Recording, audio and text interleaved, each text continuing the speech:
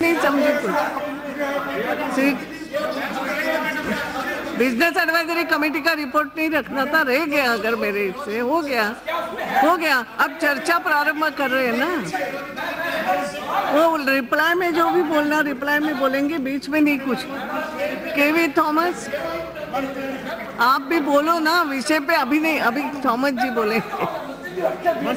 एक clarification. Madam, only one clarification. No, you can have afterwards. Only one clarification. I want to ask the minister, the 10% that he has kept, अभी नहीं what होगा will ये be the बात में। share of the Brahmins in them who feel let down? What is the percentage in this for the Brahmins? No, not like this, not like this. No clarification now. वो तो reply में जो कहेंगे। Yes, केवी Thomas. क्या हो गया? क्या हो गया? बीएससी का रिपोर्ट रखा है, केवल रखा ना कल के मीटिंग का। इसलिए रखते हैं, नहीं तो वही मैं सदन में क्यों आता है? सदन में हम क्यों आते हैं? व्यवस्था का प्रश्न है। क्या बीएससी का रिपोर्ट क्या है इसमें? जो रखी है उसमें ये बिल शामिल है? इसका प्रश्न नहीं है, तो मैंने अनुमति देना है, ये मैंने अनुमति देना है, वो मैंने दी है।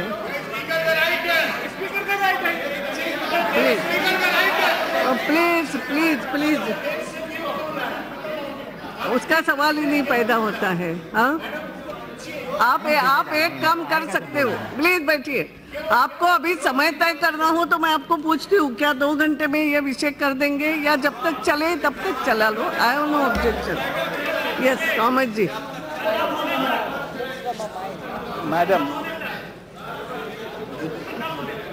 Madam, yes, it was yesterday हाँ, the Union Cabinet yes, approved the Constitution amendment for the 10% quota for the poor on the basis of the...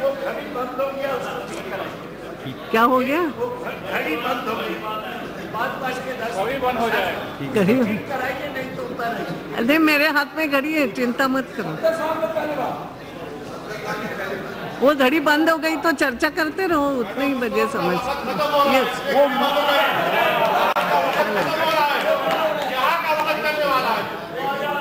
मेरा समय तो चल रहा है ना, चिंता मत करो, मेरा समय।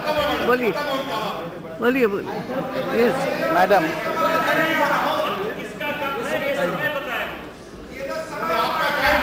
यस यस, मैडम चर्चा शुरू करिए। प्लीज आप शुरू करिए। Madam, ये क्या हो रहा है? छोटी छोटी बातों में मजाक, थोड़ी चाय पी के आना, ऐसा हो गया है क्या?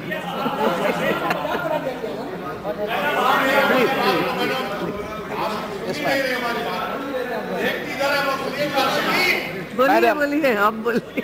It was yesterday the Union Cabinet approved the Constitution Amendment Bill Yes. which provides 10% quota for the poor on the economic basis.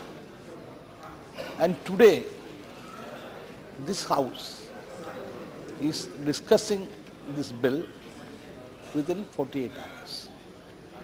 Madam, this is an important legislation which has lot of importance and lot of influence on our economic and social system. I think the government is very hasty, and any hasty decision, Madam, will end in a mess.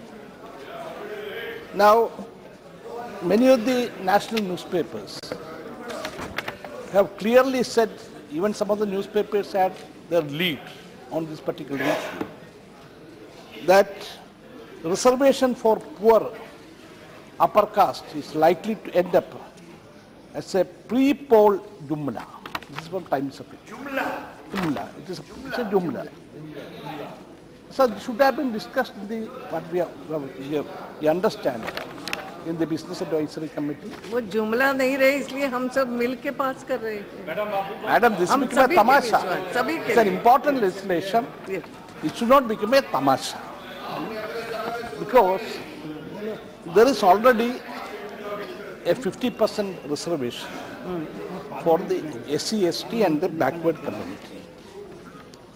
And we have seen that in 1991, when P.V. Narasimha Rao government brought a reservation on the basis of economic criteria, then the Supreme Court intervened and it was curtailed. So there is a legal issue on this. And madam, this is a constitutional amendment. Today, in a hurry, and when many of the members are away, because this is the last day of this winter session, this is brought in a hurry. Okay, government can pass it, they have got the majority, but there won't be any fruitful discussion. Second is, madam, now it has to go to the states, so that at least 50% of the states have to approve. And this government has got a short period of another 3 months. So within this short period of 3 months, this bill has to be passed here with 2/3 majority. Then 50% of states have to approve. Where we are? What is the sincerity of the government? Why this question is being raised? We have seen demonetization. I am not repeating what the Prime Minister said in this House. What Prime Minister said, he said that this is for the economic welfare of the people. Then this so many issues he has raised. But what has happened now? Where are we? Then came the reforms in taxation. How many amendments have been made, madam? So similarly, this government is taking each step, which from one mistake to another they are following. Now, in this particular case, we know that legal lacuna, because previously during the Narasimha Rao government, the same attempt has been made, but it was stopped by the court of law. Madam, then in this legislation it is said, whether aided or unaided by the state, education institutions, aided or unaided by the state. Madam, for the 50% reservation for the SC, STs and backward communities, it is only aided, not the unaided institution. How can you do that? If you are not giving reservation to the students of the SC, ST and backward communities, so the 50% reservation in unaided institutions, you cannot do that. How are you going to give this reservation to the students in the unaided school? Government has to go. That is what I think. This legislation has been made in a haste. Second, the employment. So the question people ask,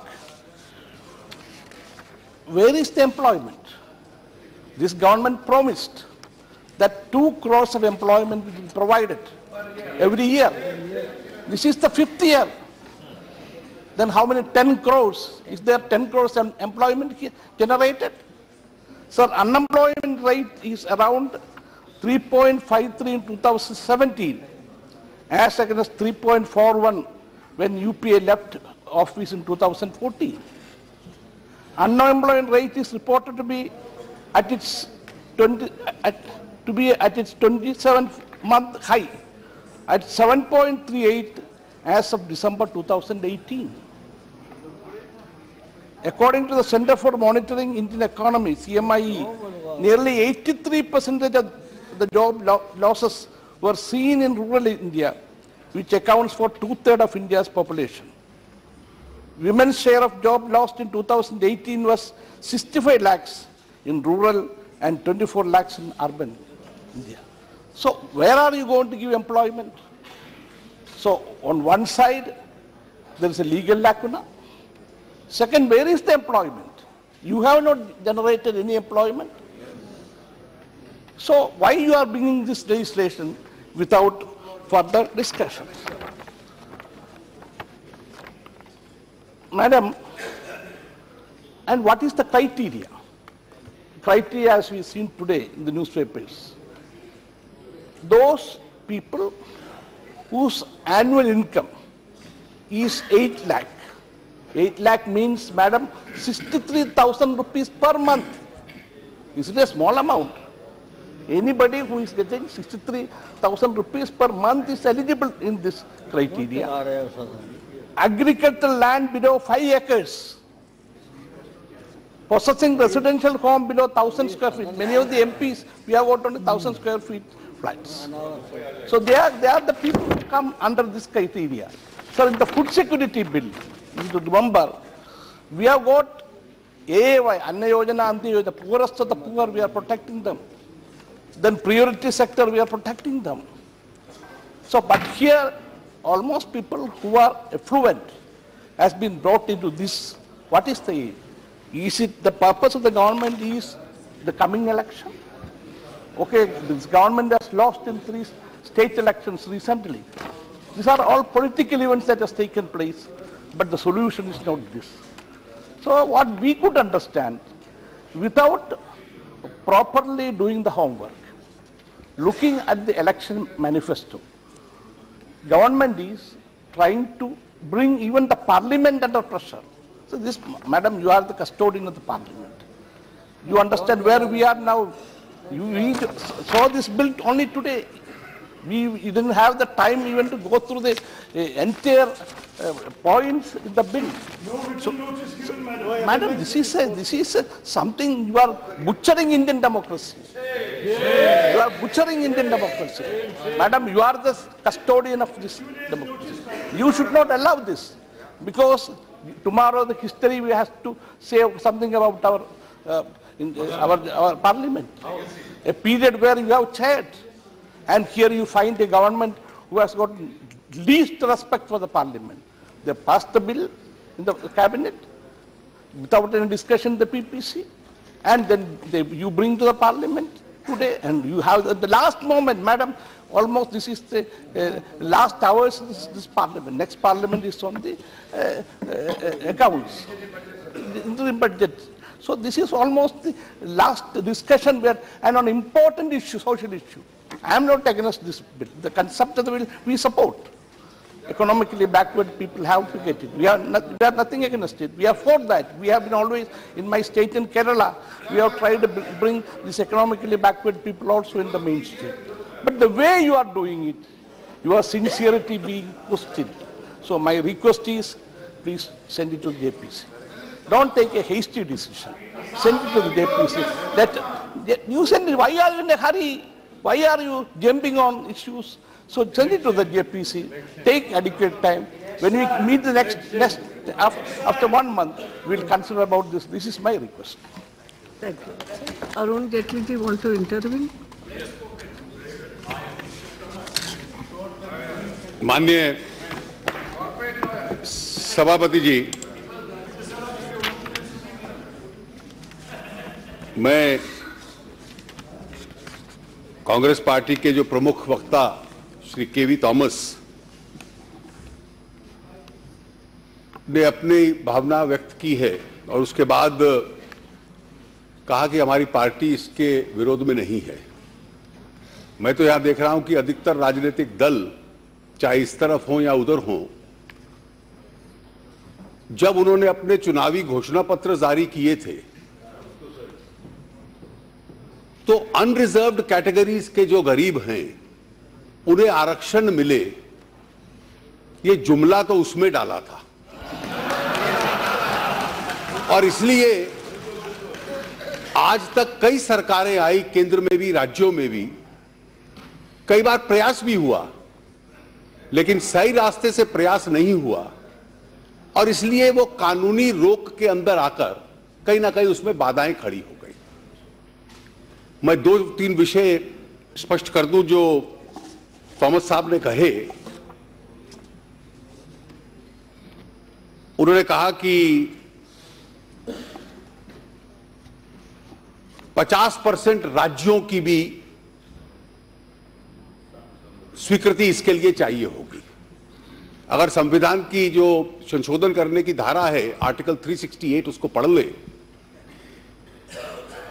तो जो part 3 जिसमें fundamental rights हैं, उसके संशोधन के लिए राज्यों में जाने की आवश्यकता नहीं। तो इसलिए पहले भी जब आर्टिकल 15(5) अमेंड हुआ और जोड़ा गया प्रमोशंस के संबंध में, तो वो केवल संसद के दोनों सदनों से अप्रूव हुआ था, राज्यों में जाने की आवश्यकता नहीं थी। आपने एक दूसरा विषय उठाया कि पहली बार इतिहास में आपने SC ST को रिजर्वेशन दिया, उसमें तो केवल एडिड इंस्टीट्यूशंस का जिक्र है, और इसमें आपने एडिड और अनएडिड का दोनों का ले लिया। तो क्या आप जो अनरिजर्व्ड कैटेगरी का गरीब है उसको SC ST OBC की तुलना में ज्यादा अधिकार देने वाले हैं इसके तहत रिजर्वेशन का? ऐसा नहीं है। जो आर्टिकल 15(5) अमेंड हुआ और संविधान में ऐड हुआ, यह शब्दावली एजुकेशनल इंस्टीट्यूशंस वेदर एडिड और अनएडिड, वो कास्ट बेस्ड रिजर्वेशन के लिए भी यही फ्रेजियोलॉजी थी और आज इसके लिए भी यही फ्रेजियोलॉजी है। तो ये दोनों कारण जो आपने बतलाए, संविधान को एक बार 368 को और 15(5) को आप पढ़ लें तो वो फैक्चुअली अपने आप में गलत है। माननीय सभापति जी, अगर हम राजनीति और राजनीति के मतभेद से अपने आप को अलग कर लें तो ये आरक्षण की कल्पना हमारे संविधान में पैदा कैसे हुई थी?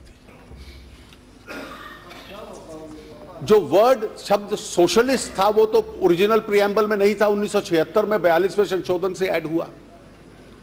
लेकिन जब पहला संविधान बना और इसका तर्क जो कहीं पब्लिक स्पेस में दिया जा रहा है कि क्या बेसिक स्ट्रक्चर, बुनियादी ढांचे के आधार पर इसको चुनौती मिल सकती है, तो जो आरंभिक संविधान निर्माताओं ने बनाया था उसके प्रियम्बल में हालांकि शब्द सोशलिस्ट नहीं था, लेकिन उसमें दो बहुत महत्वपूर्ण शब्द थे, वाक्य थे। एक था कि सभी नागरिकों को, टू ऑल सिटीजन्स, और इस पे कोई धर्म या जात का संबंध नहीं था, हम क्या क्या देंगे? Justice that is social, economic and political. और दूसरा क्या था? Equality of status end of opportunity, यानी कि अवसरों के मामले में उनको बराबरी देने का हम लोग प्रयास करेंगे। तो यह तो संविधान निर्माताओं की आरंभिक कल्पना थी कि हमें हर नागरिक को सामान्य अवसर देने का एक प्रयास करना चाहिए। अब ये इक्वालिटी ऑफ अपॉर्चुनिटी जो है, सामान्य अवसर हैं, जिस समाज में चाहे जातीय आधार पर, चाहे आर्थिक आधार पर बड़े और छोटे के बीच में बहुत अंतर था और ऐतिहासिक दृष्टि से था, अब उसमें हम उन सबको कहें कि बराबरी का यह अर्थ है, इक्वालिटी का यह अर्थ है कि आप सब एक परीक्षा में बैठ जाओ, एक जैसी परीक्षा होगी, तो क्या वो बराबरी होगी? तो संविधान निर्माताओं में इतना दूरदृष्टि थी कि उन्होंने कहा यह बराबरी नहीं होगी। आप दो ऐसे नागरिक जो बराबर के नहीं हैं, पैदा होने की वजह से या आर्थिक आधार पर जो बराबरी के नहीं हैं, जब उनको बराबर मान लेते हैं तो वो अपने आप में अन्याय होगा। Just as equals cannot be treated unequally, unequals cannot be treated equally. और इसमें से जो अफर्मेटिव एक्शन कि अधिक अवसर देने पड़ेंगे, यह कल्पना उन्होंने बढ़ाई संविधान की धारा 15 और 16 में।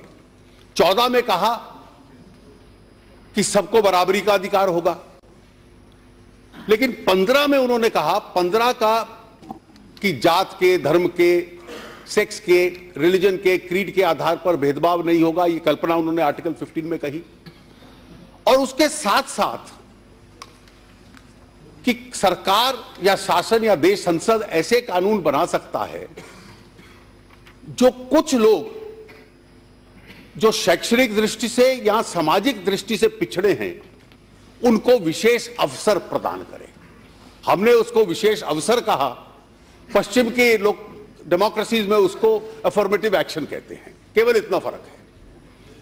और यह विशेष अवसर देने से जिनके बर्थमार्क्स कुछ ऐसे थे कि वो पैदाश से बराबर नहीं थे, तो उनको बराबरी के स्तर पे कैसे लाना है, वो उस विशेष अवसर के आधार पे आएगा। और ये इस आरक्षण के पीछे कल्पना थी। आर्टिकल 15 में हमने संशोधन करके 15(5) डाला, और 15(5) का जो उद्देश्य था वो शैक्षणिक संस्थानों के साथ था। शैक्षणिक संस्थानों के साथ यह था कि एजुकेशनल इंस्टीट्यूशंस में स्पेशल प्रावधान करना, चाहे वो एडेड हो या अनएडेड हो, और उन संस्थाओं में प्रावधान करके विशेष अधिकार दाखिले का जो लोग उस दृष्टि से पिछड़े हैं उनको हम लोग देंगे। आर्टिकल 16 का संबंध शिक्षा से नहीं था, उसका रोजगार से था। और रोजगार का अभी तक अर्थ 16 के लिए जो माना जाता है, और इसलिए कभी आर्थिक विषयों पे बहस होगी तो मैं आपके बेरोजगारी के आंकड़ों का उत्तर दे दूंगा, लेकिन अभी तक वो पब्लिक एम्प्लॉयमेंट तक सीमित है कि पब्लिक एम्प्लॉयमेंट जो है, सरकारी क्षेत्र का जो रोजगार है, उसमें पीएसयूज हैं, राज्य सरकारें हैं और जितनी सरकारी संस्थाएं हैं, या जिसको हम स्टेट इंस्ट्रूमेंटैलिटीज भी कहते हैं, उस रोजगार में भी ये अवसर प्रदान होगा। अब इसका हम इतिहास देखें। पहला आरक्षण जो था, जो बिल्कुल अविवादित था, वो SC/ST के लिए था। और SC/ST के साथ विशेषता ये थी, और मुझे लगता है हम लोगों को ये अलग अलग कल्पना समझ लेनी चाहिए कि कोई SC या ST परिवार में पैदा हुआ, जीवन में बहुत तरक्की भी कर ले और सोचे कि मेरी जात बदल सकती है, तो इसकी कोई व्यवस्था नहीं है। डॉक्टर अंबेडकर कहते थे कि ये एक व्यवस्था है, वो ऐसे फ्लोर पे बहे जिसका सीढ़ी या जीने के साथ दूसरे से संबंध नहीं है, वो ऊपर चढ़ना भी चाहे सामाजिक आधार पर नहीं चढ़ सकता। और सदियों तक उन्होंने कहा कि इससे क्योंकि इनजस्टिस हुआ है, तो इसके कल्पना की दृष्टि से पहले दिन से धारा 15 में शिक्षा के संबंध में और 16 में पब्लिक एम्प्लॉयमेंट के संबंध में हम लोगों ने प्रावधान कर दिया। इसके अतिरिक्त अन्य पिछड़े वर्ग थे, अदर बैकवर्ड क्लासेस, और अदर बैकवर्ड क्लासेस के समय इसमें बहस होती थी काफी आरंभिक वर्षों में। काका कार्लेकर की कमेटी आई, उन्होंने रिपोर्ट दिया, फिर मंडल आयोग की रिकमेंडेशंस आई, उन्होंने अपनी रिकमेंडेशन दी, और अगस्त 1990 में नोटिफिकेशन के माध्यम से तत्कालीन सरकार ने उसको नोटिफाई कर दिया। उसको सुप्रीम कोर्ट में चुनौती मिली, और उस चुनौती के साथ साथ जिसका थॉमस साहब ने जिक्र किया कि जब नरसिम्हा राव जी प्रधानमंत्री थे तो उन्होंने कोई कानून नहीं बनाया, लेकिन एक नोटिफिकेशन निकाला लगभग इसी प्रकार का कि 10% आर्थिक आधार पर भी अन्य वर्गों के गरीब लोगों के लिए आरक्षण होगा। सुप्रीम कोर्ट में जब चुनौती मिली तो उन्होंने इस कल्पना को, पूरा रिजर्वेशन की कल्पना की चर्चा की इंदिरा साहनी के केस में, और वही कानून आज तक चला आ रहा है, जिसकी वजह से एक धारणा बन गई। और कल मैंने चर्चाओं में भी देखा और समाचार पत्रों में भी पढ़ा, वो गलत धारणा है, मेरा विचार ये है कि क्या ये 10% एक्स्ट्रा देके जो 50% की कैप सुप्रीम कोर्ट ने लगाई है उसका आप उल्लंघन कर रहे हैं। ये कुछ लोगों ने, आपकी पार्टी के भी कुछ लोगों ने उस पर ट्वीट किया और बयान दिए कि ये 50% से ऊपर है, ये तो रद्द हो जाएगा, क्योंकि राज्यों ने कई बार कोशिश की, वो रद्द हो गया था। ये सही बात है, राज्यों ने कोशिश की या तो नोटिफिकेशन के माध्यम से, या राज्यों ने कोशिश की कि सामान्य साधारण कानून बना के, गुजरात ने भी कोशिश की कि एक एक्ट बना दिया, और उस एक्ट के माध्यम से उन्होंने कहा कि हम रिजर्वेशन दे रहे हैं। बट उसका अधिकार का सूत्र क्या था? What was the source of that power? जो सोर्स ऑफ द पावर था वो आर्टिकल 15 और 16 था, और वो सोर्स और ओरिजिन ऑफ पावर था कि आप या तो जो पिछड़े हैं, SC/ST है, या सोशली या एजुकेशनली बैकवर्ड है, उनको दे सकते हो। और मंडल आयोग के केस, इंदिरा साहनी की जजमेंट में सुप्रीम कोर्ट ने कहा कि कास्ट जो है वो इस सोशल और एजुकेशनल बैकवर्डनेस का एक की डिटर्मिनेंट है। कौन ऐतिहासिक दृष्टि से था बैकवर्ड? जो मंडल आयोग की रिपोर्ट थी, काका कार्लेकर कमेटी की रिपोर्ट थी, उसके तहत caste is the best determinant of backwardness. और इसलिए नरसिम्हा राव जी ने 10% का नोटिफिकेशन निकाला, पर वो नोटिफिकेशन का सोर्स ऑफ पावर यहां तो संविधान में होता, ना आर्टिकल 15 में था ना आर्टिकल 16 में था, क्योंकि इकोनॉमिकली वीकर सेक्शंस के लिए ना आर्टिकल 15 में प्रावधान था ना 16 में था। जब कुछ राज्य कानून लाए तो उस कानून का भी सोर्स ऑफ पावर नहीं था, क्योंकि रिजर्वेशन की कल्पना SC ST या एजुकेशनली सोशली बैकवर्ड के संबंध में थी। तो इसलिए कभी भी न्यायपालिका ने उसको स्वीकार नहीं किया। और जो 50% की सीमा लगाई सुप्रीम कोर्ट ने, मैं स्पष्ट कह सकता हूं कि वो सीमा केवल आर्टिकल 16(4) में जो कास्ट बेस्ड रिजर्वेशन था उसके संबंध में लगाई। वो जो सीमा थी, चाहे एजुकेशनल इंस्टीट्यूशंस में हो, चाहे वो पब्लिक एम्प्लॉयमेंट में हो, और जो जजमेंट है सुप्रीम कोर्ट का, मैं चाहूंगा पैराग्राफ 806 से लेकर 812 तक कम से कम 3 बार सुप्रीम कोर्ट ने यह बात स्पष्ट कर दी कि हम जो सीमा लगा रहे हैं 50% की, ये केवल 16(4) की जो एजुकेशनल और सोशल जो बैकवर्डनेस की रिजर्वेशन है उसके ऊपर लगा रहे हैं। मैं एक वाक्य पढ़ दूं जो इस सारी चर्चा करने के बाद उन्होंने कहा, we are also of the opinion that the rule of 50% applies only to reservations in favour of backward classes made under article 16(4). तो इसलिए केवल बैकवर्ड क्लासेस और उसमें SC ST OBC यानी 50% से ऊपर ये नहीं जाएगा। और इसके पीछे तर्क क्या था?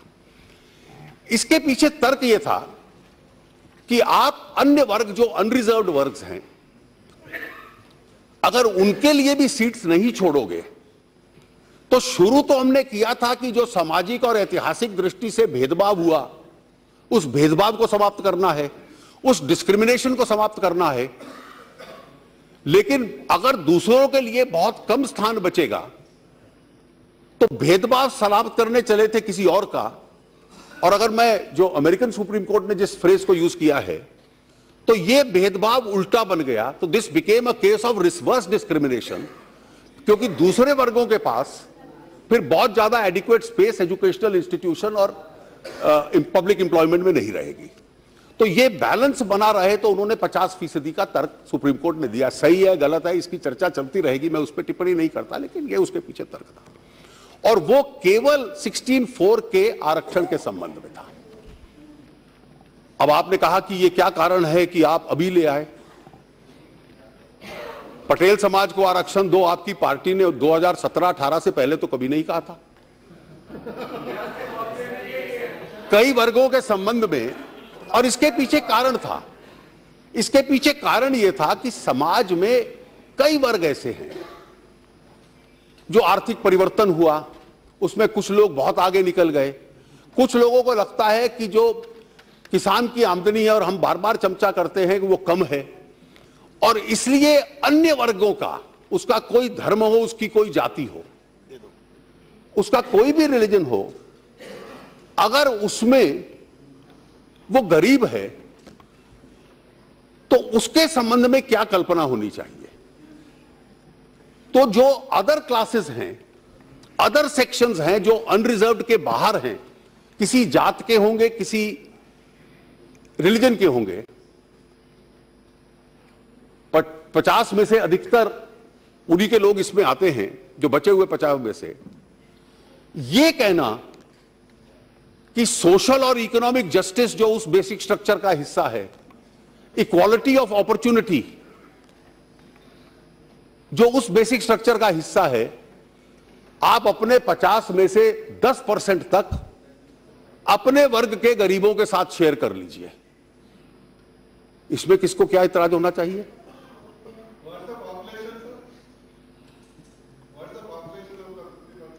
I'll check up the census records and tell you. You see, please, you please make your point when you get a chance. तो इसलिए ये कल्पना थी कि इसको दिया जाए,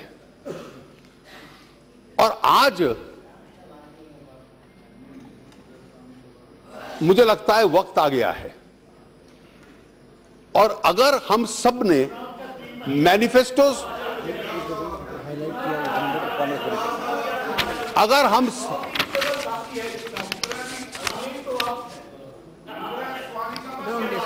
ऐसा है दादा, मेरा आप सबसे आग्रह है that if you are supporting this, don't be grudging in your support, be wholehearted and large-hearted, बड़े दिल के साथ समर्थन कीजिए। और मेरे अपने कम्युनिस्ट दोस्तों को भी कहना है कि जब गरीबों को दिया जा रहा है तो दुनिया का पहला उदाहरण होगा कि गरीबों के हक में दिया जा रहा है और इस देश का कम्युनिस्ट उसका विरोध कर रहा है।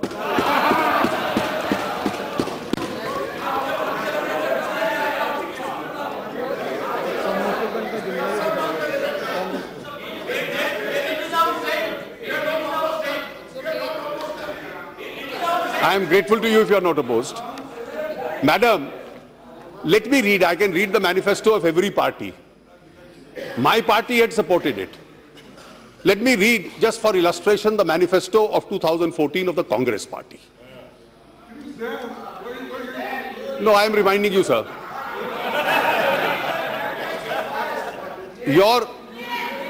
I am reminding you because your walk must match your talk. The Congress manifesto says, the Indian National Congress is committed to finding a way forward for introducing reservation in education and employment for economically weaker sections of all communities without in any way affecting the existing reservation in favor of scheduled caste, scheduled tribe and other backward classes.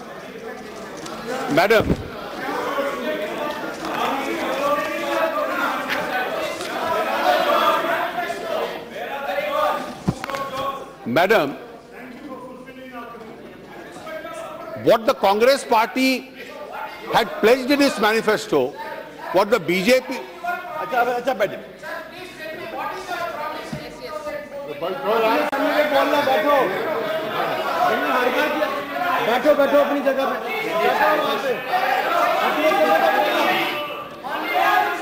अध्यक्ष जी, इनके speaker के समय कोई बोलता नहीं है,